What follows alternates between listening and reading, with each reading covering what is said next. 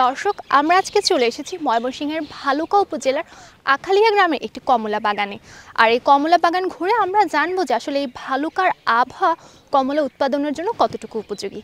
স্বাগত জানাচ্ছি দীপ্ত টিভির নিয়মিত আয়োজন Deepto Krishi, powered by Kazi farms, co sponsored by AR Malik seeds. চলুন ঘুরে দেখে আসি।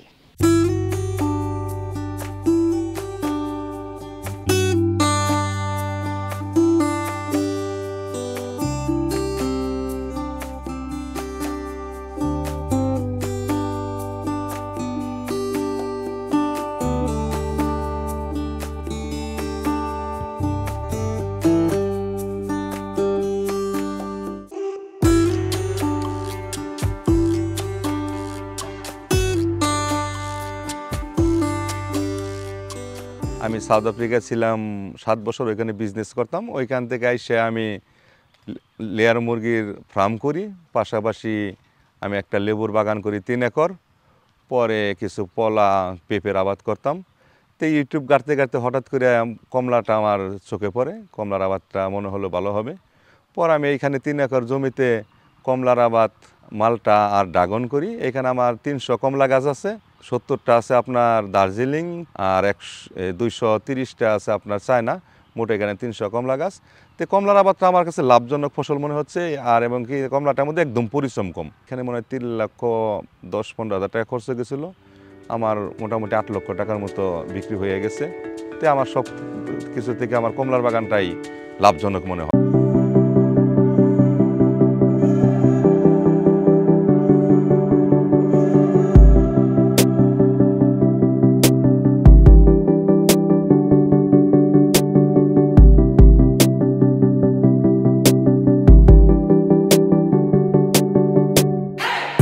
ইনশাআল্লাহ ভালো। আপনি ভালো আছেন? হ্যাঁ, আমি ভালো আছি। আর শুনছিলাম যে আপনার এই বাগান শুরুর গল্প, তো অনেক কিছু থাকতে এই কমলাটা নিয়ে আসলে কাজটা শুরু করা কেন? আমি ওইগুলা করার পর যখন মাঝে মাঝে যে ইউটিউব দেখতাম, ওইখানে দেখে আমার কমলাটা মানে খুব ভালো লাগতো। ভিডিওগুলা দেখে, আপনাদের ভিডিও দেখছি, অনেক অন্যান্য ভিডিও দেখছি। পর ওইখান থেকে আর কি আমার কমলার প্রতি এটা একটা জুটলো। পরে আমি দেখতেছি আসলে কমলার আবাদটাই ভালো, একটু বেশি। এটার মধ্যে পরিচর্যাটা একবারই কম করতে হয়, এবং এটা একটু লাভজনক আমার মনে হচ্ছে অন্যান্য ফসলের থেকে। আর এমনি যে আপনি যে দার্জিলিং কমলার কথা বলেন, এটা তো আমরা জানি যে একটু উঁচু নিচু জায়গা বা পাহাড়ে অনেক বেশি হয়। তো আপনি যে এই যে ময়মনসিংহের ভালুকায় একদমই হচ্ছে সমতল ভূমিতে চাষ করছেন, তো সেক্ষেত্রে কি কোনো সমস্যা হচ্ছে বা পাচ্ছেন ঠিকঠাক? না না, সমস্যা হচ্ছে না। আমি আগে অবশ্য জানতাম না যে এটা উঁচু জায়গায় করতে হয়, কিন্তু আমি যখন ওইখান থেকে চারা এনে রোপণ করছি, আমার তো মাশাআল্লাহ আল্লাহর রহমতে খুব ভালো ফলন দিছে, ওইটাও ভালো ফলন দিছে। আচ্ছা, তো আপনি যেটা বলছিলেন যে দার্জিলিং এর চারা আপনি এনেছেন, তো চারাটা আসলে কোথা থেকে আপনি সংগ্রহ? চুয়াডাঙ্গা থেকে সংগ্রহ করছিলাম। চুয়াডাঙ্গা থেকে। আর হচ্ছে চায়না কমলাটা ওই একই জায়গা থেকে, চুয়াডাঙ্গা থেকে। আচ্ছা, তো আপনি একদম শুরু থেকে বলেন যে এই যে বাগানটাতে আমরা দাঁড়ানো, এই জায়গাটা কি আপনারই ছিল? না, এটা আমি লিজ নিছি। আচ্ছা, লিজ নেওয়া জায়গাটা। তো হচ্ছে এই যে চারাগুলো এনে রোপণ করা, ওই সময়কালটা বা কিভাবে শুরু করলেন তখন? এটা চারাটা আনছিলাম, আইনে পরে আমি এক জায়গায় রাখিয়া দিছিলাম। তো ওই সময় আমার জমিটা ছিল না। পরে আপনার এই জমিটা নিয়েছিলাম আমি 12 বছর নামে লিজে নিছি। নিয়ে পরে এখান থেকে আর কি শুরু। কত সালে এটা? এটাই তো 30 মাস হয়ে গেছে, এটা আমি রোপণ করছি। 30 মাস বয়স বর্তমানে। প্রায় হচ্ছে 2.5 বছর আগে হচ্ছে আপনি এই জায়গাটা হচ্ছে এখানে হচ্ছে রোপণ করেছেন কমলা। 2.5 বছর আগে। আচ্ছা, আর ফলন কি এবারই প্রথম পাচ্ছেন? গত বছর ফলন ছিল, তে আপনার ফলনটা কম ছিল, হয়তো 1 মণ বা 50 কেজির মতো ছিল। তে গত বছর এটা আসলে দেখলাম যখন মিষ্টি হয়, তে পরে মনটা আর কি হলো, প্রথম অবস্থায় আমার একটা চিন্তাধারা ছিল যে মিষ্টি হবে কিনা, এই একটা চিন্তাধারা ছিল। পরে যখন দেখলাম যে না, গত বছর যখন ফল ছিল যে না মিষ্টি, তো পরে দেখি যে আল্লাহর রহমতে অনেক মিষ্টি। আপনারা তো দেখলেনই। তো এই বছর আপনার প্রথম বছর ফলন আর কি। তো আপনারা হারভেস্টটা আসলে কোন সময়ে করছেন? এই তো গত 1 মাস থেকে হারভেস্ট করতেছি। আপনি তখন হারভেস্ট প্রায় শেষের দিকে। আচ্ছা, মানে আমরা এখন যে কমলাগুলো দেখছি এগুলো প্রায় মানে শেষের দিকে। কমলা সুস্বাদু হওয়ার জন্য, মিষ্টি হওয়ার জন্য, রসালো হওয়ার জন্য কিছু পদ্ধতি আছে, যে সেচ দেওয়ার যে বিষয়টা বা বৃষ্টির সাথে কিছু বিষয়, তো সেগুলো আসলে আপনি যেহেতু প্রথমবার, আপনি সেগুলো আসলে কিভাবে মেইনটেইন করেছেন? আমি এগুলো আসলে ওই যে কৃষি অফিস থেকে কিছুটা হেল্প নিছি, আর ইউটিউব দেখে আসলে মূলত এটা আমার করা। তো প্রথম বছর আমরা এতটা পরিচর্যা করি নাই। তারপর আল্লাহর রহমতে কালারটা অনেক হলুদ কালার আসছে, মিষ্টিটাও আল্লাহর রহমতে একদম চায়না বাজারের কমলাটার মতো আপনারা তো দেখলেন ইনশাআল্লাহ। তো আপনি একটু আমাকে বলবেন যে এই যে চায়না কমলা আর হচ্ছে দার্জিলিং কমলা, দুই জাতের আপনার কমলা আছে, এবং হচ্ছে এবছর আপনারা হারভেস্ট করে বাজারেও পাঠিয়েছেন, তো বাজারে আসলে কোনটার চাহিদা কিরকম? চাহিদা দুটোটাই চাহিদা ঠিক আছে, দুটোটার চাহিদা ভালো। চায়নাটারও ভালো, দার্জিলিংটাও ভালো চাহিদা। আচ্ছা, তো বাজারে কি আপনারা পাইকারি দিচ্ছেন না না, খুচরা দিচ্ছেন? পাইকারি দিচ্ছি। আচ্ছা, সেক্ষেত্রে কি হচ্ছে মানে আপনাদের এখান থেকে এসে নিয়ে যাচ্ছে নাকি হ্যাঁ, এখান থেকে এসে নিয়ে যায়, এখান থেকে ওরা আসে নিয়ে যায়। এই যে একটু আগে ব্যাপারে ফোন দিছিল, মানে দিতে পারছি না। ও, অনেক আচ্ছা। ব্যাপারে আমাকে ফোন দেয় কিন্তু সবাই দিতে পারছি না। তো আপনি যেহেতু প্রথমবার, তো আপনার এই বাজারজাতের বিষয়টার সাথে আপনি আসলে কিভাবে সম্পৃক্ত হলেন? এটা বাজার যাত্রা বলতে ওই আমার কিছু মালটা যখন আগে সেল করলাম, ওরা এই মালটা এমনি এলাকাতে ঘুরতে ঘুরতে এসে মানে মালটা দেখছে, পরে কমলা দেখছে, দেখে মানে 10-15টা ব্যাপারে আছে, এরা প্রায় আমার ফোন দেয়, মানে এক একজন দিয়ে ওই কি অল্প কিছু আরো জন অল্প কিছু এইভাবে দিচ্ছি, মানে সবার চাহিদা মতো দিতে পারছি না। আচ্ছা, এক্ষেত্রে কি আমি বলতে পারি যে হচ্ছে আপনার বাগানের কমলাগুলো বেশ সুস্বাদু, এজন্যই কি হচ্ছে আসলে পাইকার বাজারে এতটা চাহিদা, এরকম কি বিষয়টা? মনে হয় তাই। কালকেও যেমন একটা ব্যাপারে আমারও বললো যে অন্য অন্য বাগান যারা কমলা কাটে ওইটার থেকে আমারটা মানে যাত্রা ভালো, এটা মিষ্টিটা ভালো, এটার কালারটা ভালো, মানে ওই ব্যাপারে বললো যে এবছর অনেক বাগান থেকে কমলা নিচ্ছে কিন্তু আমারটার কালারটা মিষ্টিটা বলে ওদের মুখের কথা যে ভালো। এটার দামটা আসলে আপনারা কিরকম দিচ্ছেন পাইকারদের কাছে? এটা আমি বিক্রি করতেছি আপনার 100 টাকা কেজি বিক্রি করি, 120 টাকার এর ভিতরে বিক্রি করতেছি। আচ্ছা, আর সেটা যখন খুচরা বাজারে যাচ্ছে পাইকারদের কাছ থেকে 100 বা 120 এরটা কিরকম দামে বিক্রি ওরা করছে? মনে হয় তো 150 বা 180 এরকম মনে হয় বিক্রি করে, আমি এটা সঠিক জানি না, তো এরকমইটা কিছুটা ওদের মুখে শুনছিলাম। তো আমরা অনেক জায়গায় দেখি যে এরকম যে কমলার যে বাগানগুলো আছে যে পাইকারি বিক্রি করছে, পাশাপাশি কমলার বাগানগুলো ঘুরে কিন্তু চাইলে হচ্ছে গ্রাহকরা বাগান থেকে খুচরাও নিতে পারছে। হ্যাঁ, নিতে পারে। তো আপনাদের এখানে কি এরকম কোনো ব্যবস্থা আছে? এখানে খুচরা আসলে ওইভাবে আসে, কিছু কিছু দিই তাদের। আর এমনি তো এই আশেপাশের থানায় থেকে বা জেলায় থেকে মানে বিভিন্ন দূর থেকে লোক আসে দেখতে, প্রায় প্রতিদিনই লোক আসে দেখার জন্য। তো ওরা আসলে তো ওদের মেহমানদারি করে দেয়া দিই, আসলে টাকাটা ওইভাবে নেই না। তো এক্ষেত্রে আপনাদের যে ময়মনসিংহে কি এরকম বাগান সংখ্যা কিরকম আছে? ময়মনসিংহে আমার মনে হয় তেমন একটা নাই। মানে ভালুকাতে না, একদমই নেই? ভালুকাতে কমলা মালটা বাগান আছে দুই একটা ছোট ছোট, কিন্তু কমলার বাগান নেই। ভাই, কমলাগুলা দেখতে পাচ্ছি যে কিছুটা হলদে রং, আবার কিছুটা সবুজ। তো এক্ষেত্রে আপনারা হারভেস্ট আসলে কখন করেন? মানে সবুজ থেকে হলুদ হওয়ার পরে নাকি হলুদ থেকে কমলা হওয়ার পরে? ওই কমলা কালারটা হওয়ার পরে, যেটা সবুজ এটা এখনো মানে পুরো একটা পরিপক্ক হয় নাই, হয়তো আর 4-5 দিন সময় লাগবে এরকমটা আর কি। আর যেটা যে কমলা কালার হয়ে গেছে এটা আমরা পুরো একটা সময় এসে পড়ছে হারভেস্ট করার। ভাই, এই যে আমরা যে গাছগুলা দেখছি পাশাপাশি, তো এগুলার একটা থেকে আরেকটার দূরত্বটা কি রকম? এটা আপনার একটা থেকে আরেকটার দূরত্ব 12 ফিট দিছি। আর এইগুলা আমি যখন রোপণ করি, অনেকে আসলে সারটার অনেক কিছু মিক্স করে করে, কিন্তু আমি ওইভাবে করি না। 12 ফিট দূরত্বে 1.5 ফিট মানে 5 নিয়ে 1.5 ফিট গর্ত করে এখানে কিছু জৈব সার দিয়ে পরে এটা আমি রোপণ করে দিছিলাম। পরে আপনার যে যখন এটা পাতা নতুন কুশি গজায়, পরে যে হালকা হালকা করে সার দিছি। আসলে এটা তেমন একটা পরিচর্যা করতে হয় না, একদম কম। আচ্ছা আচ্ছা, মানে কম পরিচর্যা করেও হচ্ছে ভালো ফলন পাওয়া যায়। আচ্ছা আচ্ছা। তো ভাই, এখানে তো আমরা দেখলাম আপনার গাছগুলো দেখলাম, তো বাগানটা তো অনেক বড়। তাহলে আমরা সামনের দিকে গিয়ে একটু গাছগুলোও দেখি, কমলাগুলোও দেখি কেমন ফলন হয়েছে। আসেন যাই দিয়ে।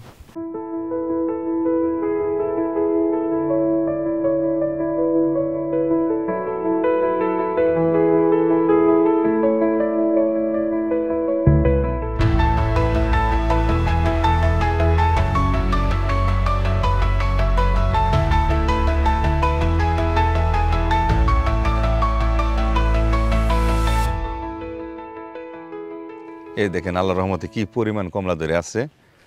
হ্যাঁ, মাশাআল্লাহ, অনেক কমলা। এই যে এই ডালটা তো হচ্ছে দর্শক দেখতে পাচ্ছেন যে কমলা হতে হতে একদম হচ্ছে মানে ভারে একদম নুয়ে পড়েছে।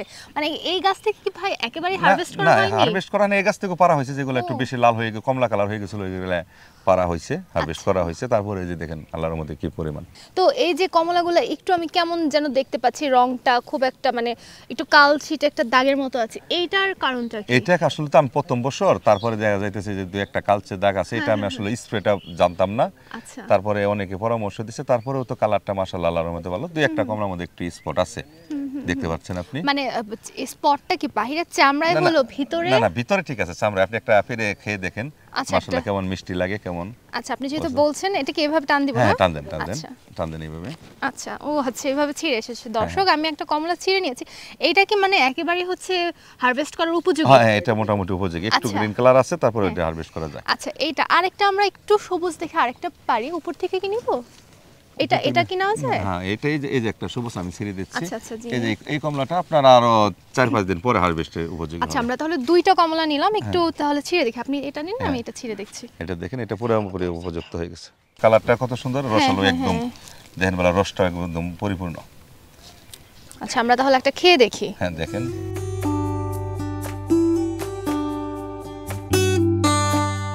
মিষ্টি আছে না আল্লাহর রহমতে। বিসমিল্লাহ। মানে এটার আমি প্রথমে যেটা বলছিলাম যে বাইরে একটু চামড়াটা একটু কালচে হলো, ভিতরে কিন্তু যথেষ্ট পরিপক্ক এবং খেতেও বেশ মিষ্টি। এই যে এটা আপনার আর 1 সপ্তাহ লাগবে, এটা আপনার পুরো একটা কমলা কালার হইতে। আর এই 2-1টা একটা বিসি যেটা পাচ্ছেন, এটা এই প্রথম বছর বা দ্বিতীয় বছরে পাওয়া যাবে, পরে আর এই বিসিটা থাকবে না। আচ্ছা দর্শক, আমরা একটা হচ্ছে পুরোপুরি পরিপক্ক একটা কমলা খেয়ে দেখেছি, আর একটা হচ্ছে আমরা একটু সবুজ একটা কমলা খেয়ে দেখি এটার স্বাদটা আসলে কিরকম হয়।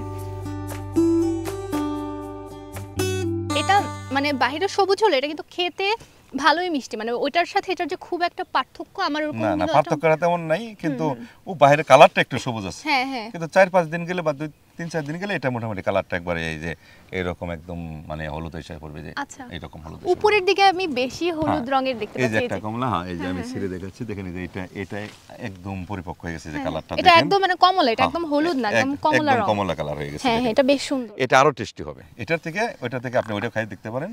আচ্ছা, ওটা আমরা পরে খেয়ে দেখবো। তো ভাই আপনি যেটা বলছিলেন যে প্রথম বছর ফলনের জন্য হচ্ছে কমলাগুলোর মধ্যে আমরা একটু হচ্ছে বিচি দেখতে পাচ্ছি, তাই না? তো এটা কি আগামীতে মানে 2-3 বছর পর থেকে থাকবে না? আমি চুয়াডাঙ্গা ওনাদের সাথে কথা বললাম, কৃষি অফিসার ওনাদের সাথে কথা বললাম, ওনার হলো প্রথম বছর বা দ্বিতীয় বছর কিছুটা বেশি থাকতে পারে, পরে যেটা বেশি থাকবে না। যেমন আমার লেবুর বাগানটা সিকলেস লেবু, ওইটার মধ্যে আমি প্রথম বছর বেশি পাইছি, কিন্তু যখন বেশি নাই, একেবারে বেশি নেই। আর সেক্ষেত্রে কি মানে বছর বছর ফলনের পরিমাণটাও বাড়বে? ফলনের পরিমাণটা বাড়বে। এই বছর তো আপনার প্রথম অবস্থাতেই আমি মোটামুটি 25 কেজি 30 কেজি এরকম করে পাইছি প্রতিটা গাছ থেকে। এই গাছগুলো থেকে আপনি হচ্ছে আনুমানিক কত বছর পর্যন্ত ফলন পাবেন? এটা তো আসলে আমরা ওইভাবে জানি না, তে অনেকেই বলে যে 10 বছর 12 থেকে 15 বছর পর্যন্ত ফল পাওয়া যায়। আসলে তো এটা আমরা নতুন, তাতে আমি যে চুয়াডাঙ্গা গেছিলাম, যে বাগানগুলো গাছগুলো অনেক জুপড়ালো, অনেক বড়, ওই গাছগুলো বললো যে 5 বছরের মতো বয়স, অনেক মানে অনেক পরিমাণে। এর থেকে যে আপনারা আমার গাছটা দেখতে পাচ্ছেন, এগুলো তো 3 বছর প্রায়, আড়াই বছর দিয়ে মাশাআল্লাহ আল্লাহর রহমতে কত সুন্দর ফল। আমি মানে চুয়াডাঙ্গা যাইয়া ওই বাগান থেকে ফল ছিঁড়ে খাইয়া পরে আমি চারা আনছি। আচ্ছা, মানে ওনারা আমার চারা দিতে চাইছে, কিন্তু আমার মানে বিশ্বাস হয় না যদি কমলাটা মিষ্টি না হয়। যেহেতু আপনি ব্যবসায়িক উদ্দেশ্যে করছেন এবং অনেক বেশি পরিমাণে করবেন। হ্যাঁ, আমি যে দেখলেন ওইদিকে আমি যে চারা কলম করতেছি, আমি আরো 1000 থেকে 1500 গাছ মানে রোপণ করবো, আরো বাগানটা আরো পরিষ্কার করবো, ওইদিকে আরো কিছু জায়গা নিতেছি। এখন তো আপনি চারা নিজে হচ্ছে উৎপাদন করছেন, তাই না? আর যখন চারাগুলো আপনি কিনে এনেছিলেন তখন এগুলোর দাম কি রকম ছিল? তখন আমার ওই 200 টাকার একটু নিচে কম ছিল দামটা, 200 টাকার কিছু কম ছিল। আমি অনেকগুলো চারা আনছিলাম, তো 500 চারা আনছিলাম, পরে ওইখান থেকে 200 রোপণ করা হয়নি, 300 রোপণ করছিলাম, একটু দামটা একটু কম দূর ছিল, এমনি ওনারা 200 টাকা করে সেল করতো। আচ্ছা আচ্ছা, তো হচ্ছে এখন যে আপনি চারা উৎপাদন করছেন শুধু নিজের জন্য নাকি চারাও আপনি বিক্রি করবেন? নিজের জন্যই করতেছি। আমি ওই যে কলমটা করতেছি, এর ভিতরে অনেকেই মানে আমার বাগান দেখে চারা চাচ্ছে, যদি কারো লাগে তাহলে দেবো, সমস্যা নেই। ওইটা এই গাছে আমরা কিছু কমলা দেখতে পাচ্ছি যেগুলো প্রায় সবই সবুজ। না, এটা আপনার পুরো একটা আসে নাই এখনো, কমলা কালার আসে নাই, এটা আরো 10-12 দিন টাইম নেবে। এই যে কমলা কালারটা দেখতেছেন, এটা আপনারা 10-12 দিনে দেখেন, এই যে এটা কালার আসতেছে। কিন্তু তুলনামূলক বেশিরভাগ কমলা আমরা সবুজ দেখতে পাচ্ছি। এটা আপনার হ্যাঁ মানে আগে রং আসার কি কোনো কারণ আছে? না, আগে রং বলতে একটু আগে ফুল আসে, একটু পরে ফুল আসে, এই কারণে একটু রংটা একটু আগে পরে আসে। মানে ফুলটা তো গাছের সব গাছে একসাথে আসে না। আচ্ছা, ফুল আসার সময়টা কখন ভাই? এটা আপনার যে ফেব্রুয়ারির দিকে ফুলটা আসবে। মানে শুধু হচ্ছে যে জানুয়ারি মাসটা শুধু আপনার ফলন ছাড়া থাকে? হ্যাঁ, জানুয়ারি মাসটা ফলন ছাড়া থাকে, ফেব্রুয়ারি আপনার 15 তারিখের ভিতর আবার ফুল এসে যাবে। তো এই ফুল আসার আগে বা হচ্ছে এই যে হারভেস্ট করা শেষ হলে তো হচ্ছে আমরা জানি যে বাগানের আলাদা একটা যত্ন নিতে হয়, সেক্ষেত্রে আপনি কি করেন? এটা তো আমি এবছর পুনিং করতে হবে না, আপাতত যে অবস্থায় আছে চলবে। তে আমি যে সার দিলাম, কিছুটা সেচ দিলাম, তে আবার আরেকবার সেচ দিয়ে পরে এটা আবার আমি একটু স্টপ করে দেবো। আচ্ছা, তো ওই যে আপনি সার দেওয়ার কথা বললেন মাটিতে, তো মাটিতে আসলে কি কি দিচ্ছেন? আমি এখানে আপনার যে ওই টিএসপি, লাল সার, সাদা সার, কিছু ভিটামিন মিক্স করে একবারে সবকিছু খৈল টুল সব মিক্স করে একবার দিয়ে দিছি। আচ্ছা, আর এর মধ্যে সেচ হচ্ছে 2 বার দিচ্ছেন? হ্যাঁ, আর এইগুলোর মধ্যে আসলে মূলত আমরা জৈব যে আছে গোবরটা, এটা একটু বেশি ইউজ করি। তা আপনি বলছিলেন যে আপনার কমলা ছাড়াও আরো কিছু ফলের বাগান আছে, তাহলে আমরা কি ওগুলা দেখতে পারি? হ্যাঁ, চলেন যাই। আপনার ওই যে এইদিকে আপনার ড্রাগন আছে, ড্রাগনটা হারভেস্ট করে ফেলছি, মালটাটাও হারভেস্ট করে ফেলছি, তারপর 12 মাসে কিছু মালটা গাছ আছে, এটা দেখতে পারবেন। চলেন যাই, দেখাই তাহলে আপনাকে। চলেন মালটা বাগানে যাই।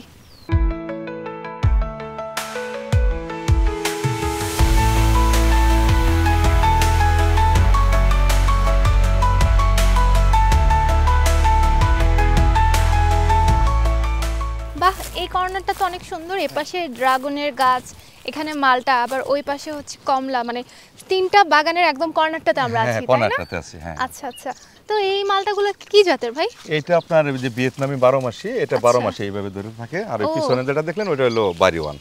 ও এটা মানে 12 যেগুলো হারভেস্ট করা হয়েছে ওটা ওটা ওটা বাড়িওয়ান। আচ্ছা, আর এইগুলো হচ্ছে ভিয়েতনামি হ্যাঁ, এটা সব? ভিয়েতনামি, হ্যাঁ এটা 12 মাসি থাকে এইভাবে।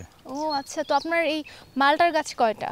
মালটার গাছ আছে আপনার 430টা ওই বাড়িওয়ান, আর এখানে অল্প কয়েকটা গাছ আছে শুধু এই 12 মাসি যেটা ভিয়েতনামি, এটা অল্প আচ্ছা কয়েকটা। আচ্ছা, তো আপনি তো কমলার বাগানও করছেন, মালটাও করছেন, তো দুইটার মধ্যে কোনটা আপনার কাছে বেশি লাভজনক? আমার কাছে কমলাটাই লাভজনক বেশি মনে হচ্ছে। তাই? হ্যাঁ, ওইটাই লাভজনক বেশি মনে আচ্ছা। হচ্ছে। এই মালটার তুলনায়, মালটাও খারাপ না, তো মালটার তুলনায় ওইটাই লাভজনকটা বেশি। আচ্ছা, তো আপনার তো বিশাল বড় বাগান, হ্যাঁ। বিভিন্ন রকমের ফল আছে, তো এগুলার যত্ন তো আমরা দেখলাম যে অনেক মানুষজন কাজ করছে, হ্যাঁ। আমরা হাঁটার মধ্যে দেখলাম, তো এরকম কতজন মানুষ আসলে আপনার বাগানটা দেখভাল এখানে করছে? আমার এই মালটা, লেবু সবকিছু মিলে টিলে, কমলা, ড্রাগন মিলে, কলা আছে কিছু, এখানে প্রতিদিন 5 জন আছে, এরা রেগুলার কাজ করে। আচ্ছা, আবার মাঝে মধ্যে দেখা যাইতেছে যে যখন লোক বেশি আনে তখন ওইটা বাড়ায়, মানে এই 5 জন রেগুলার থাকে। এটা যেহেতু ভাই 12 মাসি মালটা, সেক্ষেত্রে এটার মানে হারভেস্ট করার আসলে উপযুক্ত সময়টা কখন? উপযুক্ত সময়টা এটা আপনার যে এটা আসলে আমরা দেখলে বুঝি, অনেকে এটা আগে হারভেস্ট করে ফেলে, তো এটা মনে করেন যে তখন এই যে বাজারে এটা মানুষ একটা স্বাদটা পায় না ঠিক মতো। এটা যখন এটা টাচ করলে বোঝা যাবে, এটা একটু সফট আসবে। আচ্ছা, যখন পুরোপুরি পরিপক্ক হয় তখন হারভেস্ট করলে এটা টেস্টটা মানে মানুষ পাবে খাইয়া। এই ভালুকাতে তো হচ্ছে আপনি হচ্ছে প্রথম হ্যাঁ, হচ্ছে হ্যাঁ। কমলার বাগান আমি করেছেন। প্রথম বালুকাতে, আমার জানা সাথে তো বালুকা বা আমাদের আশেপাশে কোথাও নেই। আচ্ছা, তো আপনার করে এখন কি মনে হচ্ছে যে মানে উপযুক্ত, মানে ভালুকার যে মাটি বা আবহাওয়া সবকিছু কি আসলে কমলা উৎপাদনের জন্য উপযুক্ত, বা এখান থেকে ফলন ভালো পাওয়া সম্ভব? হ্যাঁ, অবশ্যই পাওয়া সম্ভব। যেমন আমি কমলাটার কথাই বলি, আপনি দেখলেন বাগানটা কত সুন্দরভাবে কমলা কালার হয়ে আছে। আর কমলাটা কি আসলে ওই আমাদের মাটিতে প্রথম ভাবছিলাম যে কেমন না কেমন হয়, আচ্ছা। তো আল্লাহর রহমতে মাশাআল্লাহ অনেক সুন্দর হয়েছে, আল্লাহ অনেক কমলা দিছে। আর এটা একটা লাভজনক ফসল, যেমন এখানে আমি 3 লাখ প্লাস ইনভেস্ট করে আমার 8 লাখ প্লাস অলরেডি সেল হয়ে গেছে। অর্থাৎ প্রথম বছরে আমার চালান উঠে তার দ্বিগুণ মানে আমার বিক্রি হয়ে গেছে। আচ্ছা, সেক্ষেত্রে মূলধনের পরে। আপনাকে দেখে কি আপনার এই এলাকায় বা আশেপাশে হচ্ছে নতুন কোনো বাগান হচ্ছে হয়েছে, নাকি এই একটাই এখন এটা তো আছে? আসলে যে আপনার এই যে ফেসবুকে টিভিতে যাওয়ার পরে থেকে অনেক লোক আসে, প্রতিদিনই বিকেল হলে 10, 15, 20 জন, 50 জন বাহ। করে লোক আসে দেখার জন্য। দেখে এরা অনেকেই আবাদ করতে চাচ্ছে, যে আমি কিছু চারা কলম করছি, এটা আসলে মূলত করছি আমার বাগানটা আরো প্রসার করার জন্য। এর ভিতরে অনেকে চাচ্ছে, হয়তো ওনাদেরকে কিছু দিতে হবে, এরকমটাই আর কি। ভাই, আপনার তো চমৎকার বাগানটা আজকে ঘুরে দেখলাম, আর আপনি যেটা বলছেন যে আপনি কমলার বাগানটা আরো অনেক বড় করবেন, হ্যাঁ, আমরাও আশা করছি যে আপনার বাগান আরো বড় হবে এবং অনেক বেশি ফলন পাবেন। তো আজকে বিদায় নিয়ে নিচ্ছি। আচ্ছা, ইনশাআল্লাহ ভালো ভালো থাকবেন। থাকবেন। তো অনেকক্ষণ থাকলেন আমার সাথে, কথা বললাম, ভালো লাগলো। ভালো থাকবেন ইনশাআল্লাহ। ধন্যবাদ। কৃষি বিষয়ে যে কোনো তথ্য জানতে ও জানাতে লিখতে পারেন এই ঠিকানায়: দীপ্ত কৃষি, প্লট 7/A/গ, তেজগাঁও শিল্প এলাকা, ঢাকা 1208। আপনারা চাইলে ইমেল করতে পারেন krishi@dipto.tv এই ঠিকানায়, অথবা ফোন করতে পারেন 0178-768-2832 নম্বরে। শুক্রবার ছাড়া প্রতিদিন সকাল 9টা থেকে বিকেল 5টা পর্যন্ত। দর্শক, শহীদ ভাইয়ের সাথে কথা বলে যেটা বুঝতে পারলাম যে তিনি পাশাপাশি কমলা, মালটা এবং ড্রাগনের বাগান করলো, এই কমলা থেকেই কিন্তু তিনি বেশ লাভ করতে পারছেন। আর যেটা মনে হচ্ছে যে তিনি ভালুকাতে প্রথম কমলা উৎপাদন করলো, এটা বেশ লাভজনক একটি ব্যবসা। দর্শক, আমাদের দীপ্ত কৃষির আজকের পর্ব এ পর্যন্তই। বিদায় নিয়ে নিচ্ছি দীপ্ত কৃষি অনুষ্ঠান থেকে, part by Kazi farms, co sponsored by AR Malik seeds.